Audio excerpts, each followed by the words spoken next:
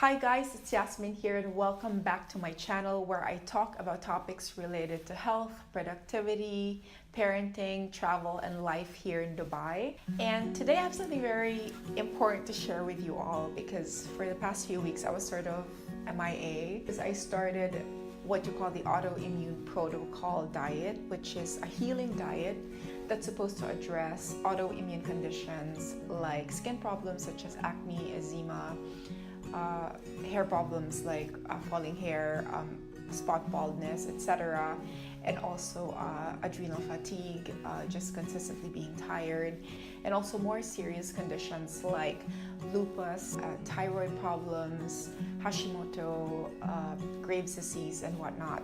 So there are a lot of things that this diet addresses, and I'll tell you my personal experience about it later on. But given that there's a lot of things to cover, in case you are interested in what the autoimmune paleo diet or what you call the AIP diet is all about, I've divided this topic into two segments. So the first part, I'll be talking about what the AIP diet is all about, my experience and why I went on it. And on the second part, I'll be sharing with you guys tips on how to get started on the autoimmune paleo diet. What are the things that you need to think about, and how can you sustain this diet and maybe tweak it according to what works for you.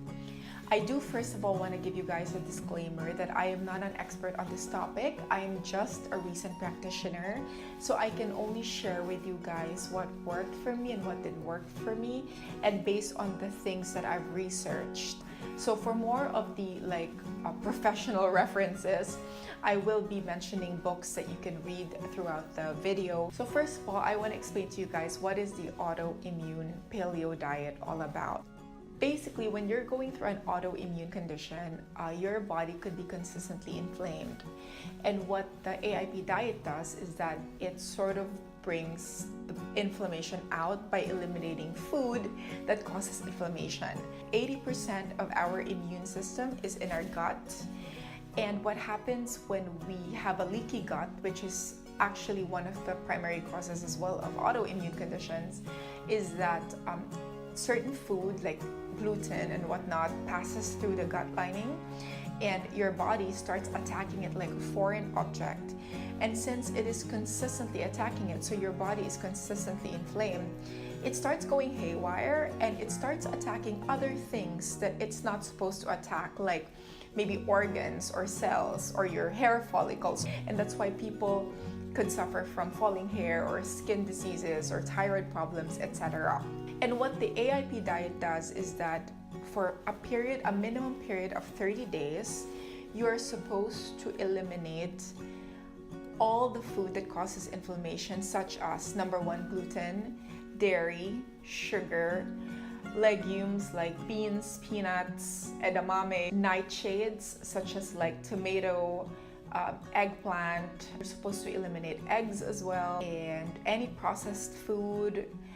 You're supposed to eliminate wheat, so even like oats and rice, you're not supposed to have any of that. Quinoa, you're not supposed to have any of that.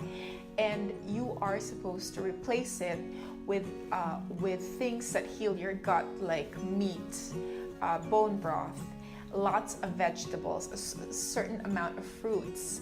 So it's like paleo diet, it's just more restrictive, because I think with paleo you can have like eggs and nuts and stuff like that, but within the AIP you can't. So for a period of 30 days or until you experience remission, which means that you stop experiencing the symptoms of your autoimmune condition. So if, for example, you're having like joint pain and stuff like that, and then it goes away on the second month of the AIP, that means that you are on remission.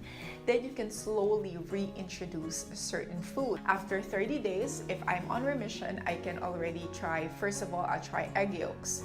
And then if I try it and then my body doesn't react to it negatively, then I can consistently have it back in my diet.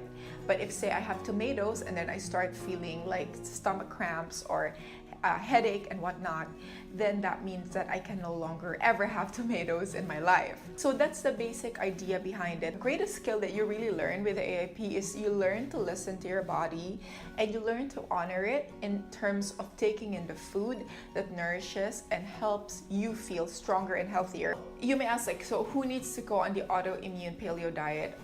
So the main resource that I use for this is I would read blogs from paleomom.com, and I also read Amy Myers' book on the autoimmune solution. I highly recommend Dr. Amy Myers' book. She also has a YouTube channel, I'll link it down below, but she really explains, like, layman's terms, what is the AIP, who is it for, how do you get started, why do you need to eliminate certain types of food. She also includes some really yummy recipes in her book. Basically, anybody who is going through an autoimmune condition and anybody who probably has like a history, like your family has a history of this, and then it's something for you to try. Now, here's my personal experience of the AIP diet. So as I mentioned to you a few weeks ago, I'm actually on day 21 now.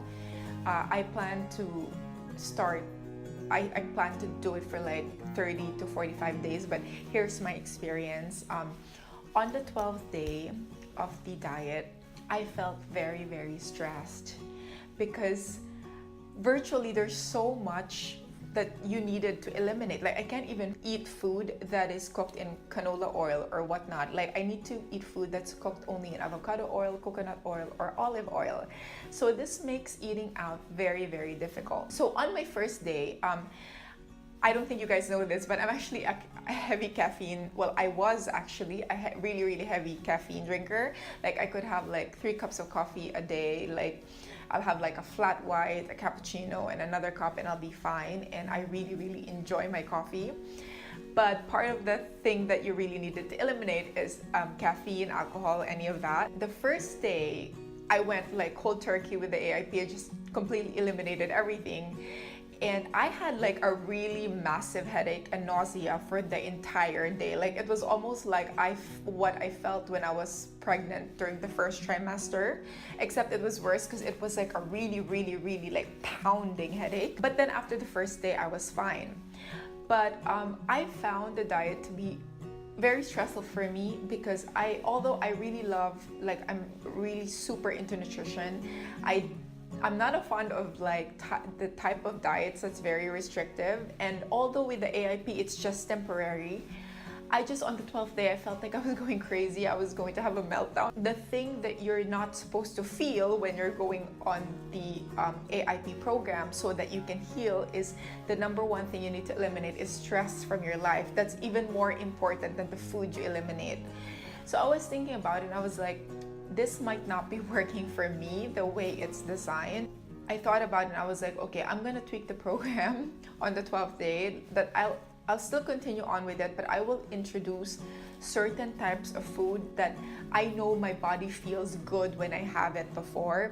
And I'll also include one treat. So what I basically included back in my diet, until now it's included, I put in eggs and nuts and gluten-free oats. So those are the things that I just included. Although again, if you're going through a serious like condition that you want to fix, I suggest that you consult with your functional medicine practitioner, or you just really follow the diet like to the T. But just for me, it just wasn't working anymore. And the funny thing is I also introduced one treat, which is coffee. Like, I allowed myself to have 1 cup of coffee per day. But guys, when I tried it on the 12th day, like, my body reacted negatively, really negatively. Like, I would have a pounding headache again. I'd have stomach cramps. I'd shake at night. I'd be like sweating. And I knew my body wasn't reacting to coffee in a positive way at all. And in fact, I tried it 2 more times afterwards, and same reaction, especially if the coffee is strong. Like, I can probably handle like instant coffee or like mild. So but it just wasn't working. So I needed to take coffee out of my diet again and bring in a substitute. And I'm so thankful I found a substitute for it, which is the matcha latte. And I think I found something that could be more sustainable, enabling me to go on this program for a longer period of time.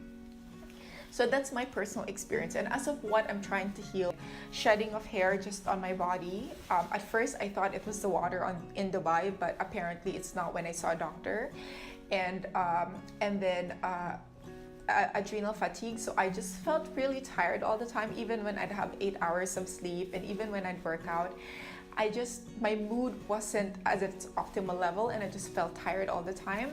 But bottom line is, the reason why I became concerned is that when a person is going through one autoimmune condition, if you don't address it, you will normally experience another autoimmune condition that could be more serious. So according to Dr. Amy Myers, I don't want to go through anything more serious. Like the idea that your body is attacking itself, it's just, I'm really concerned about that. And I felt like while it's mild or whatever, I needed to address this like head on, and I wanted to use this and share this with you guys in the hopes that it will inspire other people and bring awareness to this, that you don't have to depend on like steroids or other types of immunosuppressants to heal, but you can actually use food for healing. So far, I've been feeling great. Even with my sort of tweaking of the AIP. So again, guys, I'm not an expert on this. I could be totally wrong, but I know my body and I've been feeling great when I've done it. So it's been working for me, I think. So let's see how it goes. I'm only on day 21. As things progress, I'll keep you updated. So that's it. I don't want this video to be so long. I just wanted to give you guys an update of that. And on the second part, please watch out for this. I'll be filming it right after this video. The second part will be about tips on how to get started on the AIP diet. It could be overwhelming, but what can we do to get started, and what can you do to sustain it? You do know people who are suffering from this, please share this video with them. Thank you so much for watching. Thank you for joining me in this journey, and I'm so excited to share with you the results and how things progress. So I will see you on the next video. Take care and have a good day.